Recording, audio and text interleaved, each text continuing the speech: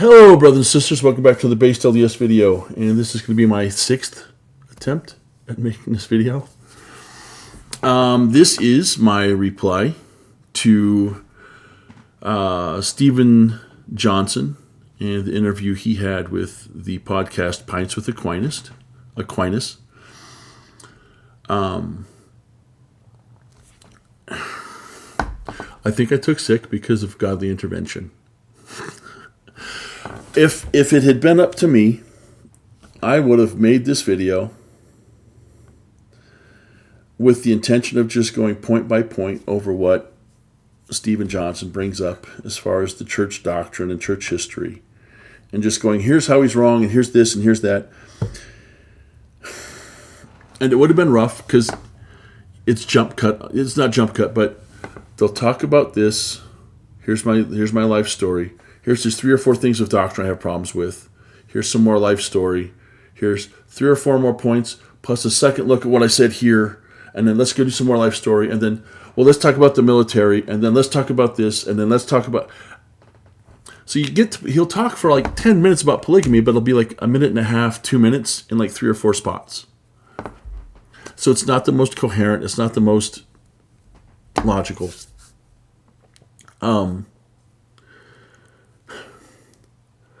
But I took ill, couldn't make the video, and that night I began to think about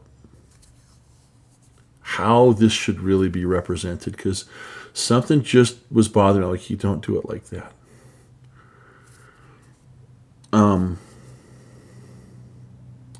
I think I want to, and I'm going to have trouble with this because I'm going to do it on the fly, which is why it's my 5th or 6th attempt.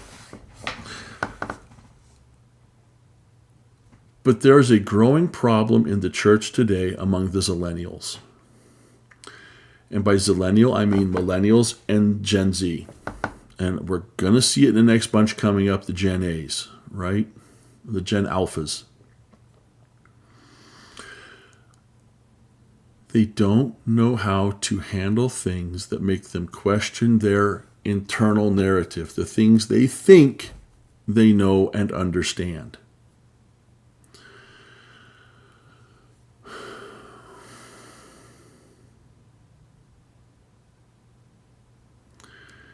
And that's troubling to me. I have been in young men's now for 10 years. I am a newly called seminary teacher. I've taught gospel doctrine. I've been on a mission. I learned how to teach. But I do think there's something that my generation understands. And I'm a Gen X, right? I came in at the cusp of, here's computers and internet. But I also learned how to use books.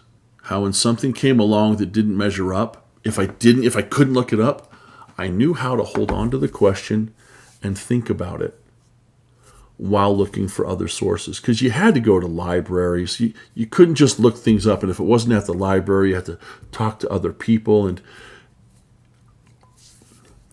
you learned how to handle those issues. And I think the generations before me did as well.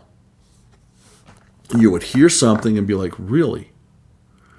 And you took it with a grain of salt and you would process it and try and find the answers. And so you could put it in the look into but continue with faith kind of category or file. And the Zillenials don't know how to do that. They've never been presented with that challenge because everything is on their computer or on their phone. And I'm not going to discuss the doctrine much, but I want to do a clip of Stephen Johnson discussing his faith crisis. It is serious. He's presented with some serious problems. He also only grapples with them for a few months. And he doesn't know how to look for or find answers. He does not know how to put faith in the Lord. He does not know to ask for revelation. And he doesn't know other places he can go for information or good sources to get information from on the internet. So we're going to let him discuss this. And spoilers, he's going to talk about some rough things. Most of you might know these things, most of you might not. Here we go. Preparation was me wanting to, for the first time as an adult, seriously look at and the Book of Mormon and my faith and reconnect with God in a way that I hadn't been throughout the previous 3 years of military training. And so I began reading the Book of Mormon, and I encountered this part not too far into the Book of Mormon. It's in the third book, where there's a condemnation of polygamy, where God, speaking to this the civilization, condemns it, and even condemns David and Solomon for having practiced polygamy and calls it an abomination. And so as soon as I read that, I was like, I don't know what to make of that, because like here's God speaking very sternly against and prohibiting the practice of polygamy, and yet I know that we had done that. Like, it was a big part of our past. And to him, this is a conundrum and a paradox. And it is. But you're going to hear him talk about how he processes this information and where that leads him to. And this is what we're going to really take a look at and focus on, is what this leads him to do and where he goes with it. And so that began a deep dive into the faith, like really wanting to get into the weeds of Joseph Smith, the history, the origin of the church, and how it developed over time. And so over the next 4 or 5 months while I was in Baghdad. 4 or 5 months while I was in Baghdad. That's the entire time he's going to put into finding these answers, you're going to find out. Because when he leaves Baghdad and goes home, he's already made up his mind. Baghdad, because of the amount of downtime we had as we were just waiting, this was all of my personal time was just dedicated to this, and I was going in deep into it as I could, and I was reading biographies and let's make it clear, in the military downtime, personal time, it's still not a ton of time. The military is very keenly focused on where he's at, what's our defenses like, where are weak spots, where's points of aggression, what are things we can do too, how's our training, physical training, are we continuing with our exercise, are we in shape, are we maintaining our equipment, your days are full. And you've got your tasks around the camp to do, to keep it clean, to keep it orderly, to keep it organized and moving. One of those biographies, it's called Rough Stone Rolling, which is a biography of Joseph Smith, written from a faithful LDS person's perspective, but not shying away from some more of the problematic aspects of the foundation of the church and the founder of the church. And so it goes deep into explaining the extent of polygamy and how it was being practiced and how it was implemented, and the age of some of the women that Joseph Smith was marrying, and some of the coercive ways that he was bringing women and families into agreeing to practice polygamy. And some of them were so extreme as him threatening women, saying that God is going to send down an angel with a flaming sword to kill me if you don't agree to marry me. So not unlike what he had said to Emma, right? And finding out that he had married a 14-year-old girl, and some of the families he had sent the husband away so that he could marry in secret. Now, I do want to handle this quickly. See, this is my problem with Rough Stone Rolling. I don't think Rough Stone Rolling is a bad book. I don't.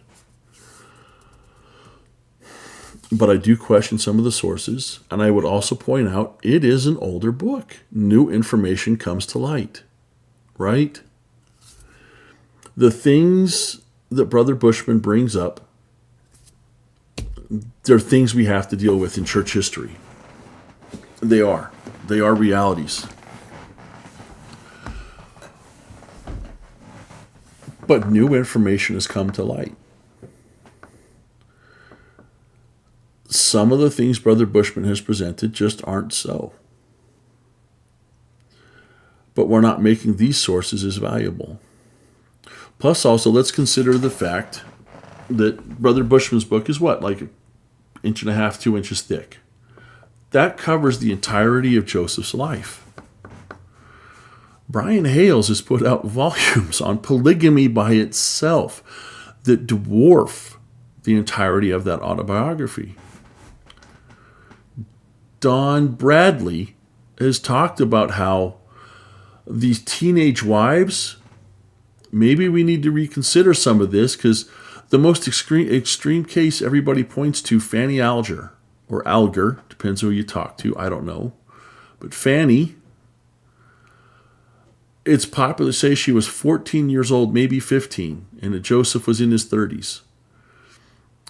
The problem was, as Don points out, the source for this is Mosiah Hancock relating what he knew of the situation. And I forget if Don says that Mosiah wasn't even born in that year, or if he was just a little kid. I don't remember, but either way, Mosiah is the son of Levi Hancock, one of the prophet's most trusted men. And Mosiah is going, well, I pretty much remember that. And it doesn't work out. It doesn't work out. And some of the things that we thought Oliver had written were actually altered and written over by a cousin or something like that of Oliver's to further discredit Joseph. Not that Oliver didn't have problems. He did. But see, there's further, deeper context to this. But for Brother Johnson here, it's, well, this is what Rough Stone Rolling told me. And look where he goes from here. His wife. And so just really sort of the dregs of how this was practiced. And even in Nauvoo, when polygamy was in full swing, like the depravity of it, and it was a power play. So if somebody was stepping out of line, well, we could just seize their family from them, and their families can just be given to another man. And so it became just a way of controlling. Exactly, yeah.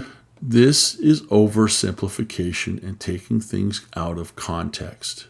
This happens with anything historical or doctrinal. It can happen, not that it does. But I wonder what his full frame of context is. Does he really understand the historical period in Nauvoo at this time? He's ascribing too much to Joseph that can't be. Some of these things he's talking about, they are there and they're problematic. But in context, you can still find it problematic, but it's not as nefarious as it would seem. Now, of course, all this is the eye of the beholder, right?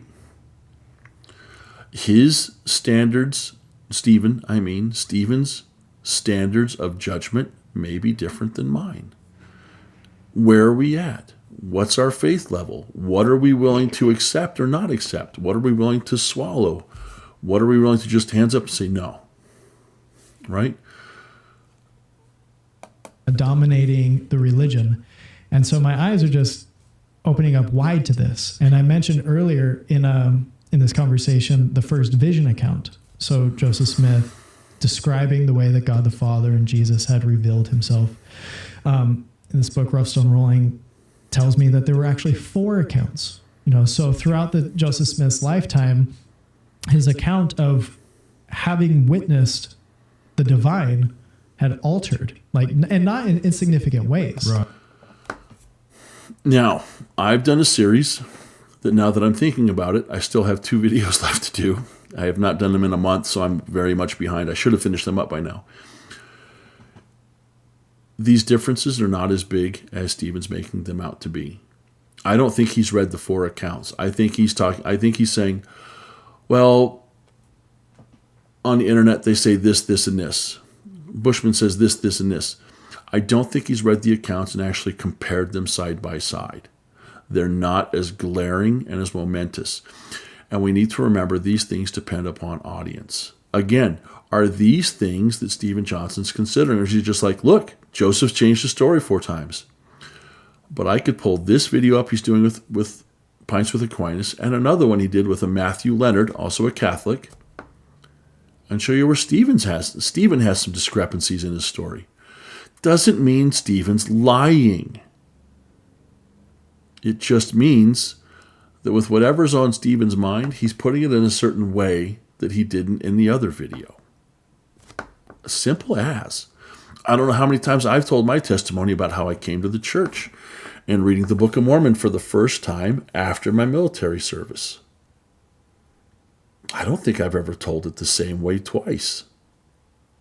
Doesn't mean I'm lying. It just means what's on my mind at the time. What's the point I'm trying to make? Who's the audience I'm speaking to? These are things that I don't think Stephen's considered. He's just like, Joe's got 4 stories. Oh my gosh. It's the depth. It's where he's going for knowledge. Right. It was who appeared to him. Like at one point it was just Jesus, and another point it was an angel, and another point it was a host of angels, and then at another time it was like the final version, and it was God the Father and Jesus Christ there. And so you had this evolution of how the origin or how the story began, and the same sort of revisionist history applied to a number of different things, like the establishment of the priesthood authority and going back and adjusting things in the timeline in order to make logical, chronological sense of how this thing developed. But what the author of this biography was revealing is like, no, this was sort of just like piecemeal put together and things. And so the church had done a really good job. Now, here's where Brother Bushman gets it right. The restoration is kind of piecemeal.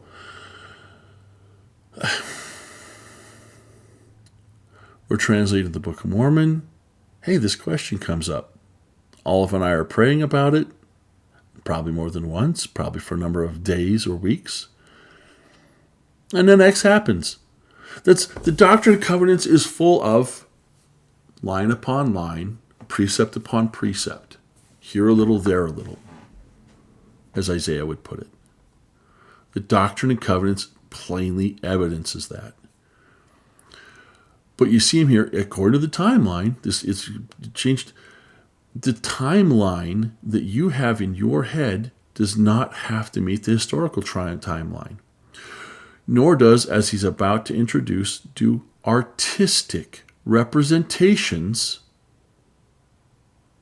have to reflect reality.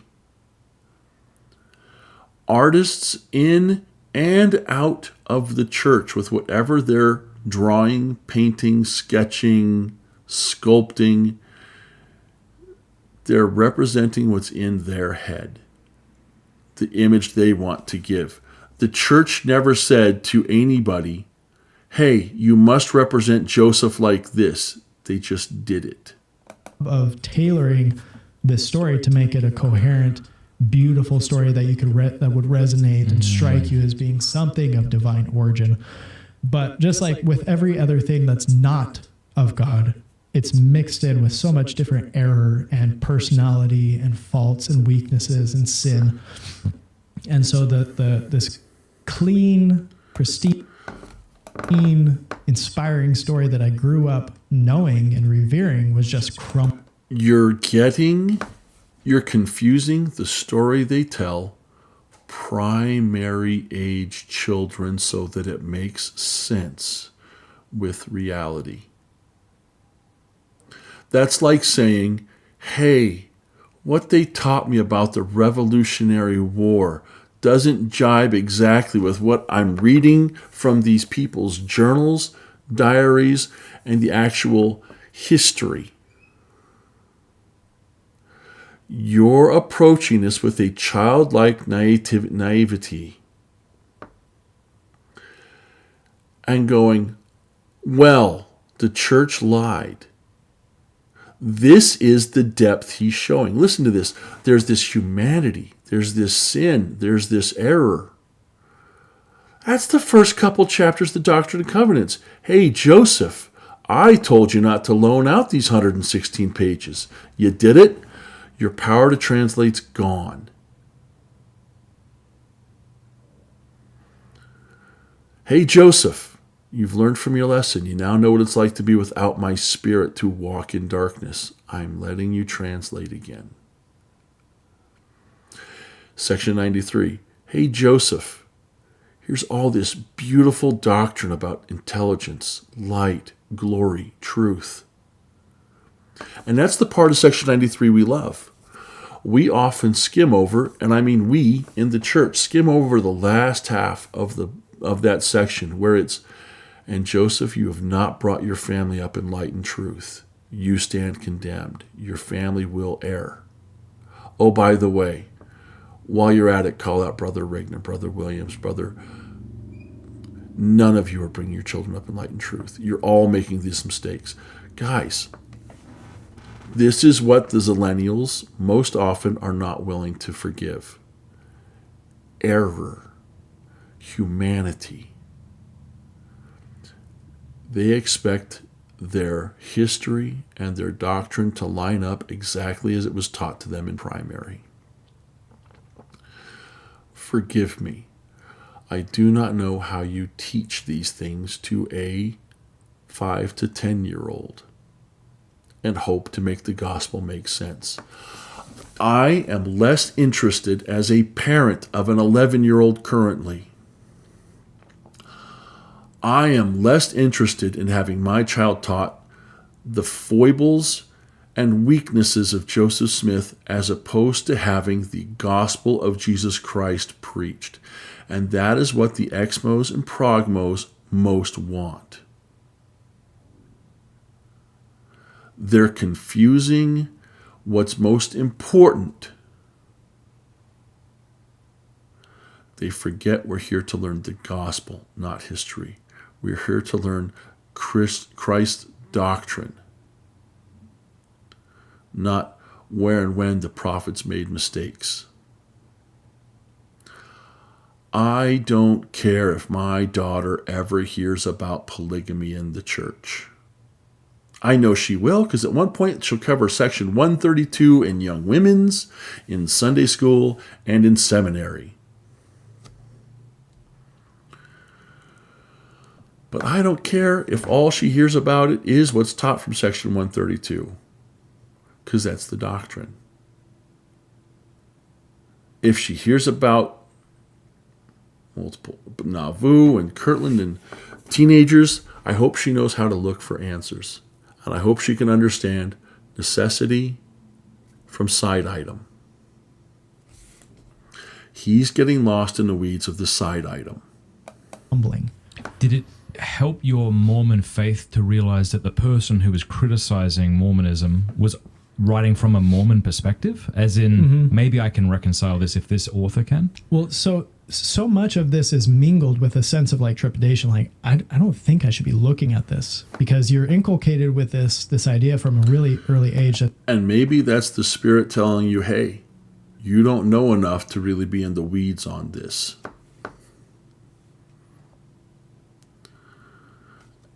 And again, now here he goes back to inculcation as a child. He talked earlier about fast and testimony meetings and children growing up immersed in the narrative. And they go up and they bear their testimony, and it's almost the same testimony every time. And then the parent says, attaboy. And the ex-Mormons and the Progmos have a problem with children bearing testimonies and fast and testimony meetings because it's a way of brainwashing them, for lack of a better word. I know there's a better term, I can't think of it, but it's this Pavlovic reinforcement that doesn't let the kids think or do for themselves. That there are enemies of the church surrounding you, you know. So like growing up, I believe that the Baptists in particular were like very hostile towards Mormonism, and that, you know, Joseph Smith, just the origin story and the persecution sort of demonstrated the sort of hostility that the outside world has against Christ's restored gospel, and that the enemies of the church are going to continue to attack it. And so this is my attitude. This is what I've been, you know, has been ingrained in my mind, is that anything that smacks of anti-Mormonism, is very, very questionable and should be dismissed or just outright avoided. Like, don't look into these things. But here it is from a faithful LDS historian who's documenting these things, and just it became unquestionable. Like, okay, I now have reason to believe what he's saying because I know his position in the church. I know his attitude towards the church. But as a historian, like, he has an obligation, a duty to, you know, to tell the story in a way that's, you know, reflects reality as it really happened. And, you know, that reflection to me was just, I couldn't sustain it.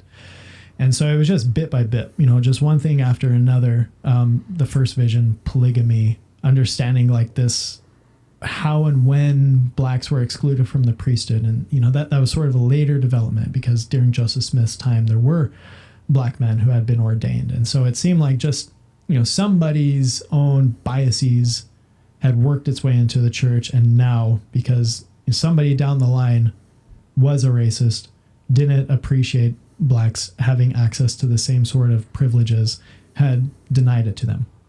And so understanding that, and another big one that struck me was in LDS church buildings, there's, you know, we have artwork all over the place.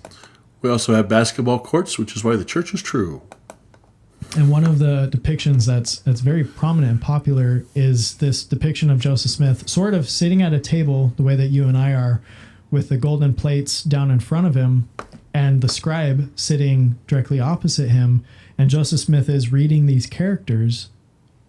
He's translating it to him. And the scribe directly across from him is sitting there writing it. Now, what Rough Stone Rolling revealed was that's not how it was ever done. Like, not a single time was that how the translation method was done. It was, so digress for... Now, let me point out, he's saying, Rough Stone Rolling says that never happened like that. And I don't remember. I read Rough Stone Rolling so long ago, I don't remember. There are no clear, consistent accounts of how the translation process took place, right? Emma says, I think it was Emma says, didn't happen like that. I think Oliver Cowdery says it didn't happen like that, but I think David Whitmer or Martin Harris said it did happen like. And you get some of these, it never happened. You get some of these, it was always the head in the hat. I kind of wonder, and I've heard this from other people, if it wasn't kind of a mixed bag. Like Joseph would be coming along and then like, let's use this. A mixed bag. And the problem is, I have no problem with however he did it. Because here's what Stephen's not considering. Does the translation process actually affect whether it was by the power of God or not? And whether or not that translation is true? If Joseph was called to translate every word using a rock, and my prayer still says, if I pray and the Book of Mormon is true, and then I find out, I've seen the artwork and it's just Joseph at a table looking and going blah, blah, blah, blah, blah. And Oliver or whoever writing. Or then 2 years later I read, well, he's putting his head in a hat. The method does not change the outcome. Does it? But for him, this is a problem. I've seen artwork, but then the narrative says this. Oh my gosh, it's all a lie. How do you jump from A to B like that? How? How do you jump from A to B and consider yourself consistent? And again, I don't fault Stephen for this. I mean, yes, this is his story, so yes, it is his fault. But this is the general problem we have with the Zillenials coming up. They don't know how to react to the narrative that's in their head. For a moment. So folk magic, when Joseph Smith was being brought up, was huge. You know, so something about that time and place, folk magic, had really just taken root, and it was a part of the culture. And as he talks about this, Elder Bednar recently spoke about methods of revelation and things. He goes, we do things a certain way here in the United States. We do this. He goes, you don't often hear much about dreams anymore. You don't hear about the saints having dreams. He goes, however, in Africa, this is a people that puts a great deal of stock and faith in dreams. So when you hear about stories of the saints in Africa, you're going to hear a lot more about dreams and revelations through dreams. Folks, it's culture. God will work with you according to whatever you need to be worked on. If you put faith and stock in dreams, as did, say, Daniel, you'll receive dreams. God's Spirit will work with you in the most effective way possible so that you'll recognize it.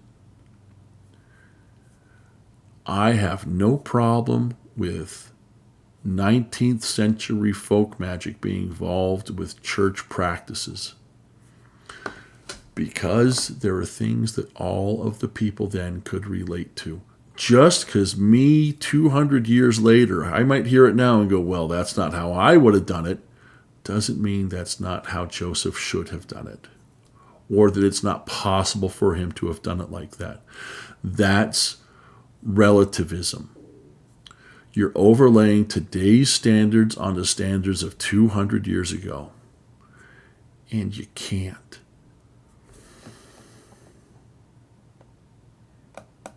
And so Joseph Smith and his family participated in it. And so Joseph, at some point, he was arrested and charged for being a con man, because this con that he was pulling on people is he had this stone, a stone that he had found while digging a well with his... I'm going to stop his portion of the video here. He was charged. He was arrested. He was charged. He was also... I want to say that unlike 90% of the things he was arrested for, he was let off. On some, he was let out of jail and said, Ron, this is not going to be fair. He escaped and ran. And there was one, I think Elder Oaks, it may be this one, where he's found guilty. And then the judge goes, but there's still law against this. Go be free. Elder Oaks and I don't remember who he wrote.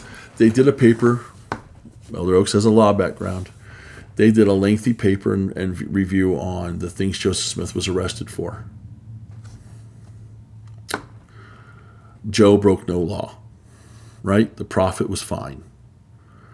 He worked within the bounds of the law. He worked with the culture. He worked with the times, just as we do.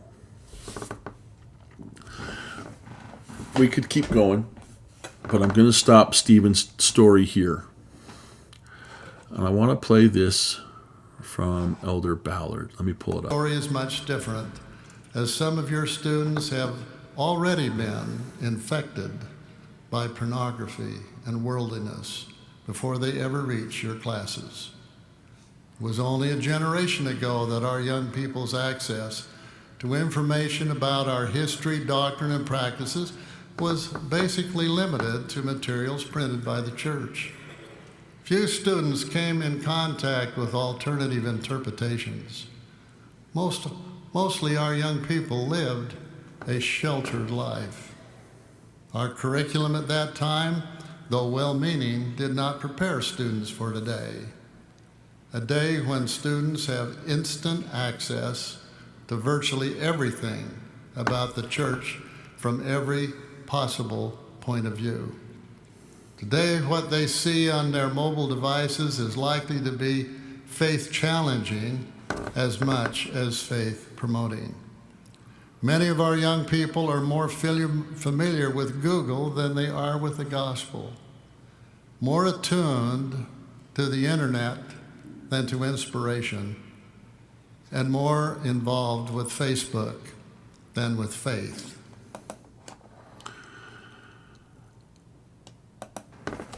That's the problem that Brother Johnson faces.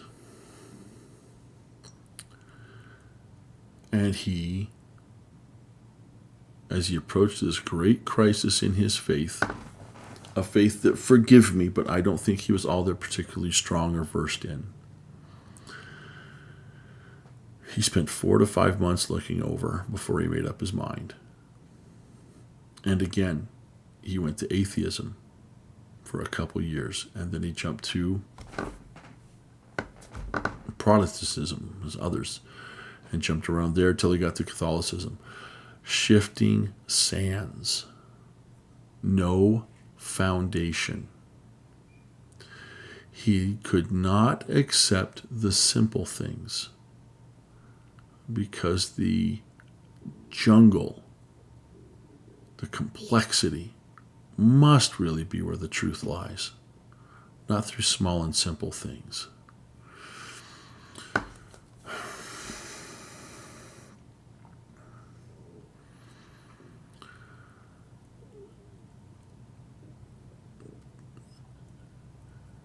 I know that God's the source of all truth. I'm going to say something controversial here. It's not science.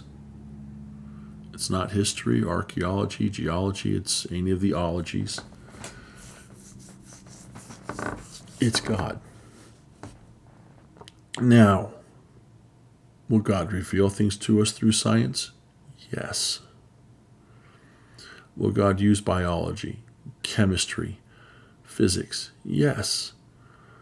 When we learn truths through the sciences, are we learning it from God? Yes. These breakthroughs come of God. Then we try and make sense of the breakthrough. I'm not quite putting it right, but I hope you get the gist of what I'm saying there.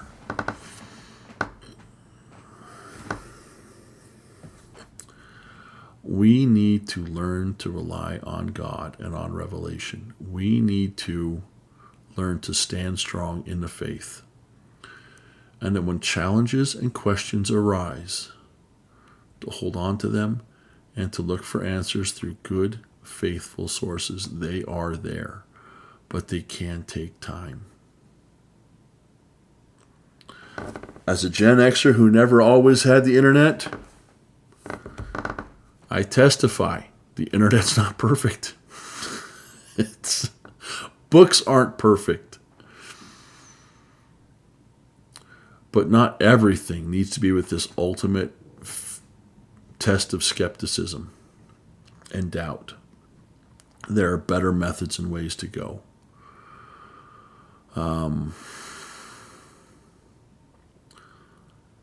I think I want to handle responses more like this, but I need to clean up and come up with a better method.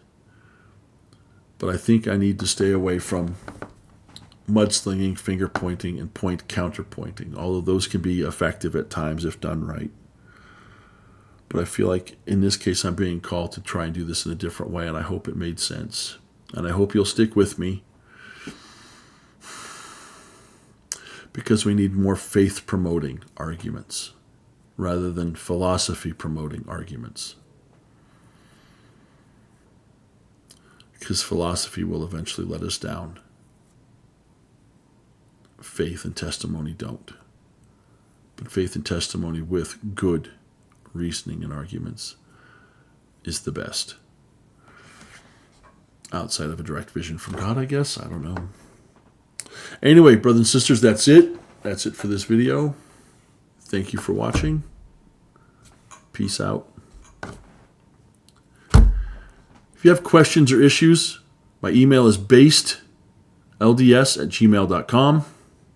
I'll be starting a Facebook page. I've started a Twitter, but it won't let me verify it yet. I've got to wait, so I can't just throw that out there to the public and broadcast. Instead, it's just me. I don't know what verification does, but it's supposed to do something. Anyway, love you all. Peace out.